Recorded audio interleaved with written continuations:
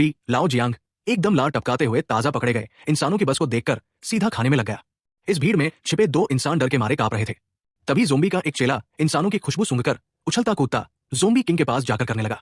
वो दोनों इंसान तुरंत भीड़ से धक्का मारकर आगे कर दिए गए, लेकिन किस्मत से जोम्बी किंग उन लोगों को नुकसान नहीं पहुंचाता जिनकी किसी तरह की हिफाजत होती है। दोनों को लगा अब तो जान गई, लेकिन तभी जोम्बी किंग ने अपनी पांचों लंबी नुकीली उंगलियां दिखाई और उन दोनों से किसकी नाखून लंबे है का मुकाबला करने लगा।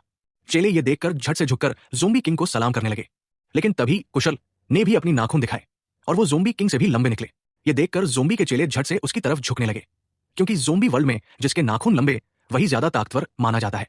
जोम्बी किंग ने फिर अपनी नुकीले दांत दिखाए ताकि अपनी बादशाहत कायम रख सके। चेले फिर से उसकी तरफ हो लिए, लेकिन कुशल भी पीछे नहीं हटा और उसने भी अपनी छोटी सी हैरानी मजेदार भाव दिखाई, जिससे जोम्बी किंग पूरी तरह मान गया। जोम्बी के चेले अब कुशल को भी सलाम करने लगे।